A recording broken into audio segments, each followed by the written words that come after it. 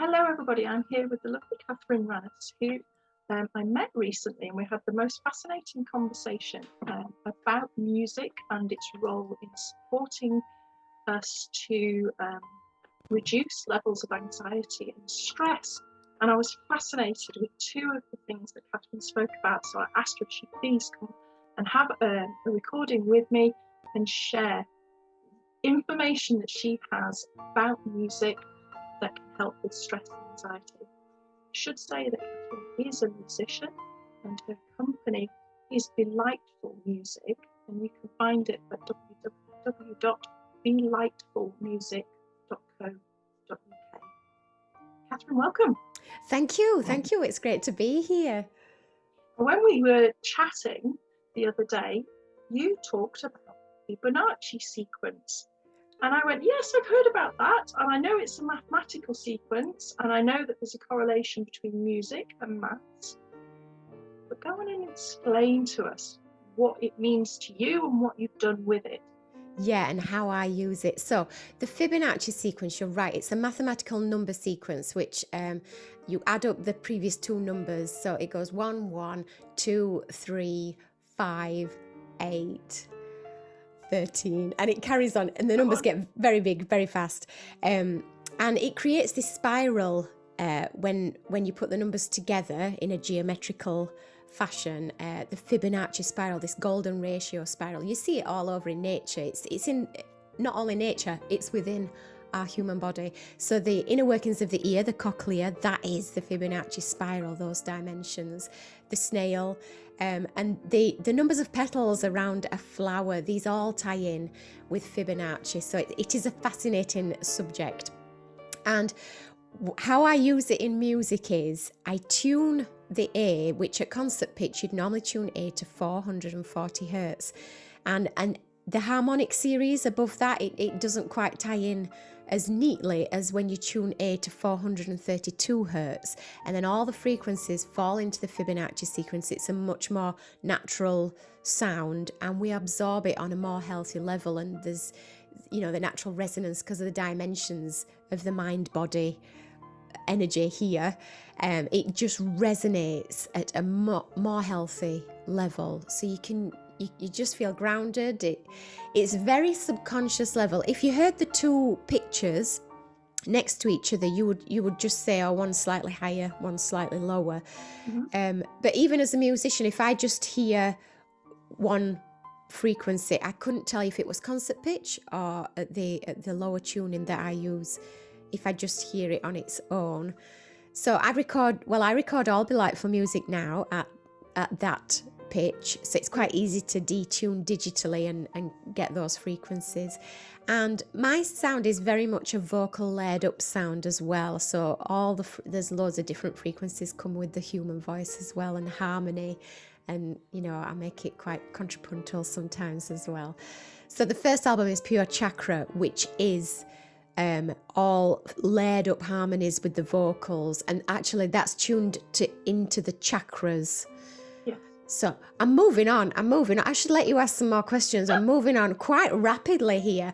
We'll just go back to Fibonacci. The Pure Piano album, that is just piano and heard on its own. Unless you've got pitch perfect tuning ears, you probably wouldn't know there's anything different. It just sounds like a piano, but it's just a little lower than a concert pitch piano, and it's just relaxing piano music, original music. So there's nothing sort of familiar there that you'll think, and try and sing along with a song or anything. So that's really good. It helps you absorb information better. So a lot of people use pure piano if they're revising for exams and they want something on in the background, sometimes to mask other distractions.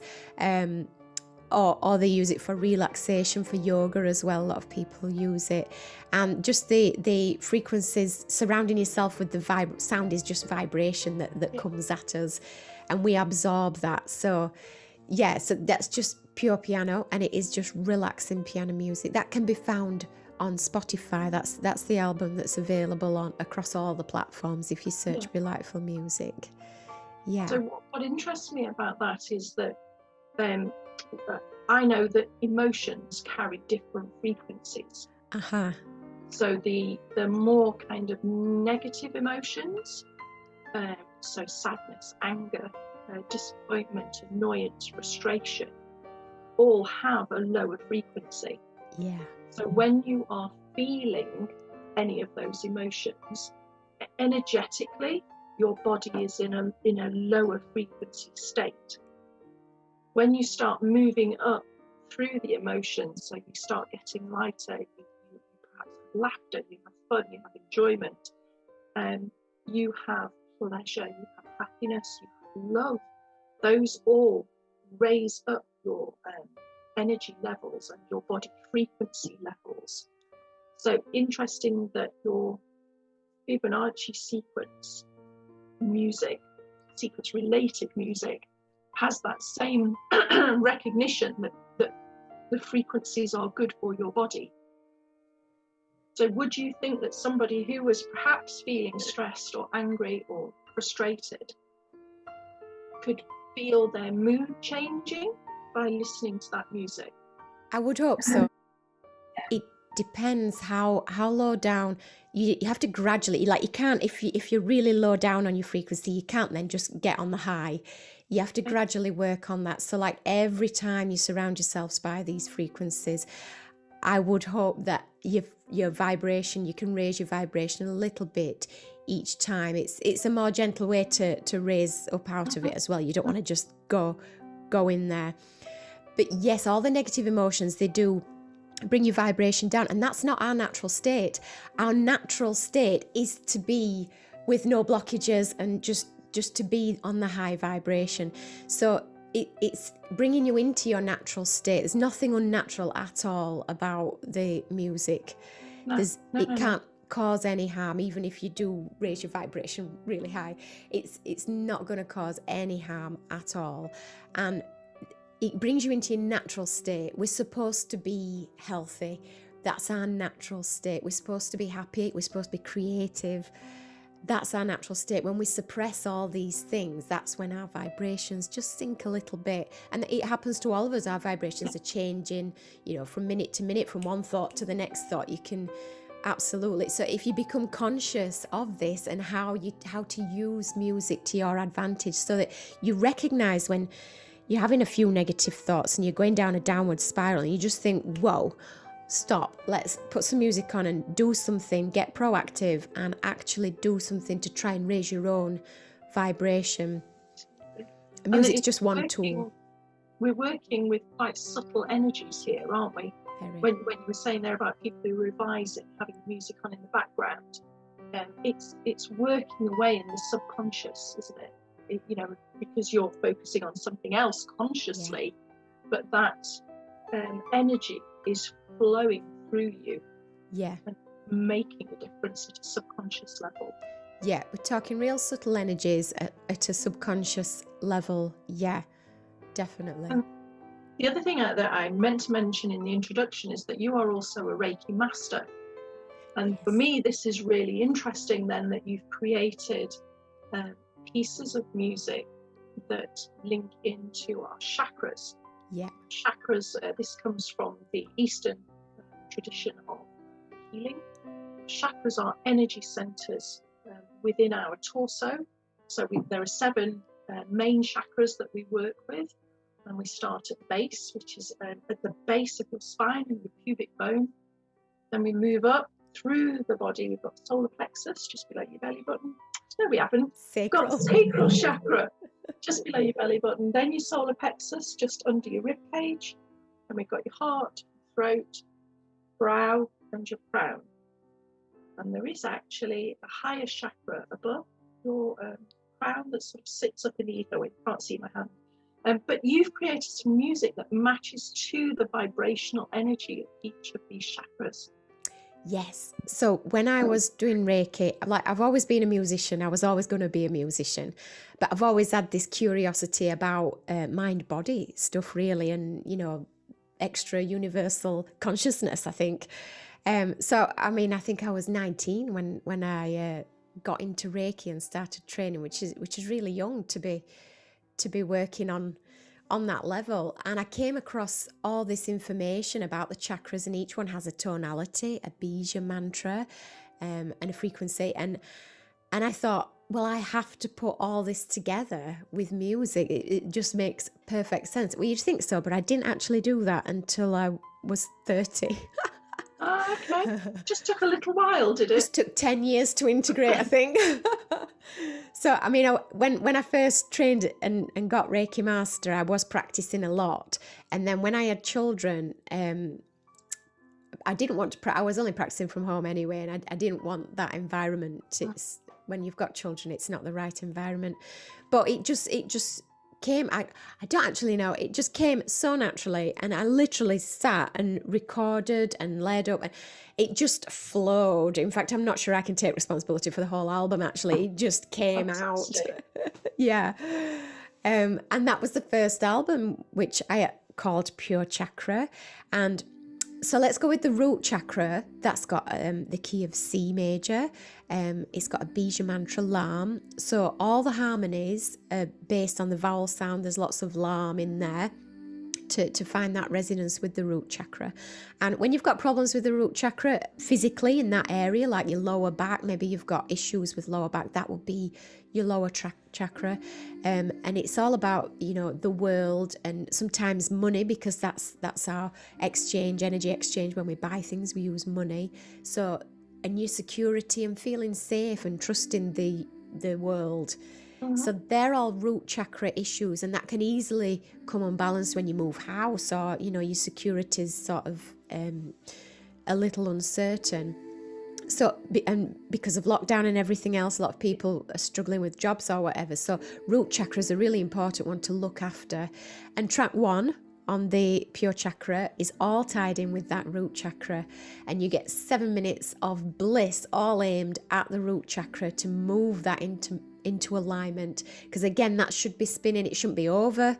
Your chakras can become over energized or under energized, and this isn't going to over or under energize it. It's going to bring it into its natural form. Should be spinning just at the perfect time. So if you just have the music playing in the background, it will work up. You'll surround yourself with all the right vibrations to do it. You can use it with, it's a favorite amongst yogis and meditations. A lot of people are using it, getting the license for it to read their own meditations over and use publicly. But if you just sit and listen as well and consciously tune into that, I think it would have a greater effect just to tune in and really become aware, really feel your body, feel those areas. So once you've learned a little bit about the chakras, if you sit and listen to the root chakra and have in the colour red, so visualize the colour red with it, and try and feel each area of the body as you listen to it, I think that could have a real profound effect. And again, we're dealing here with the very fundamental energies within the body. And you might be thinking, what's this got to do with stress and anxiety? Well, when we are stressed and anxious, we're in our heads. Yeah. We're not really connected to our bodies. And because we're in the heads and not connected, our whole body energy gets impacted. So by being able to reconnect with what's happening with the chakras, make sure that your chakras are balanced, actually you're setting up the whole of your body to be in a far better position to cope with whatever stress and anxiety is going on around you. And this kind of disconnect between head and body is an emergency response process that happens. It's sometimes referred to as amygdala hijacking, where your reptilian responses, emergency responses take over. And so by listening to something like your Pure Chakra music that's putting that focus back in the body, sorting out all of the energy flows through the chakras, you are very gently and very subconsciously helping your body to get back to the healthy state that you described when we were talking earlier. Yep. Listen to some of this music. Absolutely. So what you can hear in the background now, this is the root chakra sound.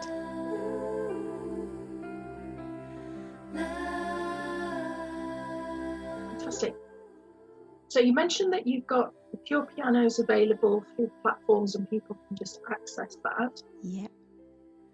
The pure chakra, they can access through your website. Yes. So I know when we spoke, you described yourself as having quite an eclectic taste in music. So just tell me a little bit about that and how it influences how you work.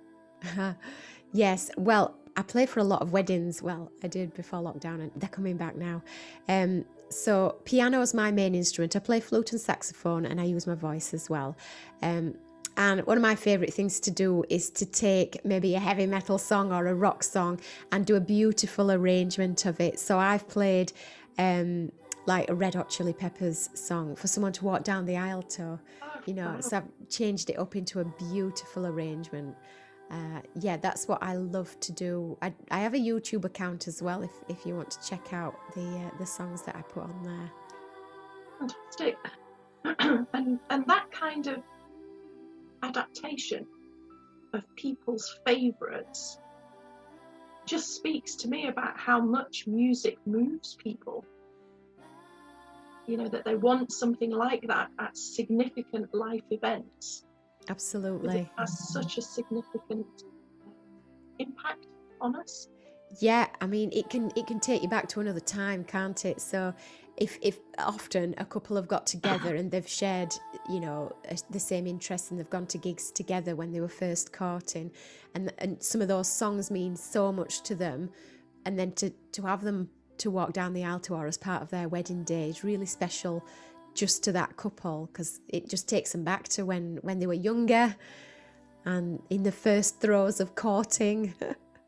Oh, fabulous. But there is something about that taking you back, again, in connection with stress and anxiety. Yeah. If you have a particular band or a particular album that takes you to a happier time, a happier place, good positive memories, it can be a fab way of shifting how you're feeling at the moment to actually a much better, lighter, easier feeling that you can recall instantly as soon as you hear a particular opening bars of a piece of music. Yeah, absolutely. I mean, you can use any kind of music for that sort of, for empowerment. So if you're going into an interview, for example, and Sure. you need to feel like a giant, put on one that I was recommending was Giant by is it Rag and Bone Man? Yeah, I did a beautiful arrangement of that actually on piano, and that's what reminded me. And it's quite empowering. If just stick that on anything you want, stick it on. Think about when you're feeling, not how you want to feel. Make that conscious effort and say, how do I want to feel then? Do I want to feel relaxed? Do I want to feel empowered? Do I want to feel calm? And choose an emotion, and then you should have in a toolbox all your playlist and the songs that you can put on, so that when your head's just flying and you're thinking of too much and you need to wind it down a bit, you've got a playlist that you can put on that will take you there, and that can be so powerful. And likewise, when you need bigging up, you need that empowerment, have a playlist there that's going to take you there. It's interesting because I think people are used to the idea of playlists for, if I'm going for a run or if I'm going in the gym. Yeah. We don't necessarily compile a playlist for if I'm feeling really pissed off. Yeah.